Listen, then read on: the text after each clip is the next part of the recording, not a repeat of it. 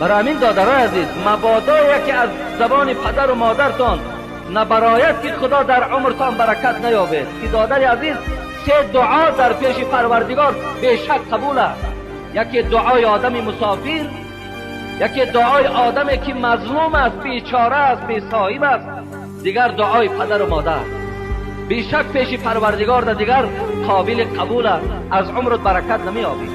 یکی مبادای تکیه به 5 وقت نماز نکنی، تکیه به نماز جمعه و تکیه به داملاگی و شیخی و دیگر نکنی که دعای مادر تو را در دنیا و در قیامت البته به البته از همه آن چیزی که خدا برای تو میدهد تو را مانع میگرداند.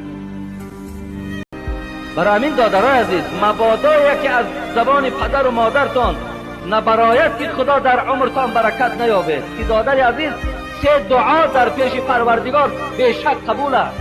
یکی دعای آدم مسافر، یکی دعای آدمی که مظلوم است، بیچاره است، بی صاحب است، دیگر دعای پدر و مادر.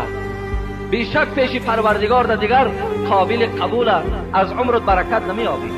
یکی مبادای تکیه به 5 وقت نماز نکنی، تکیه به نماز جمعه و تکیه به داملاگی و شیخی و دیگر نکنی که دعای مادر تو را در دنیا و در قیامت البته به البته از همه آن چیزی که خدا برای تو میدهد تو را مانع میگرداند.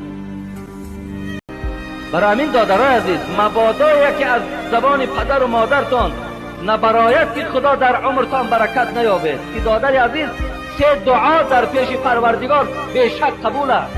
یکی دعای آدم مسافر، یکی دعای آدمی که مظلوم است، بیچاره است، بی صاحب است، دیگر دعای پدر و مادر.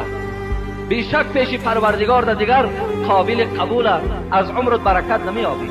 یکی مبادای تکیه به 5 وقت نماز نکنی، تکیه به نماز جمعه و تکیه به داملاگی و شیخی و دیگر نکنی که دعای مادر تو را در دنیا و در قیامت البته به البته از همه آن چیزی که خدا برای تو میدهد تو را مانع میگرداند.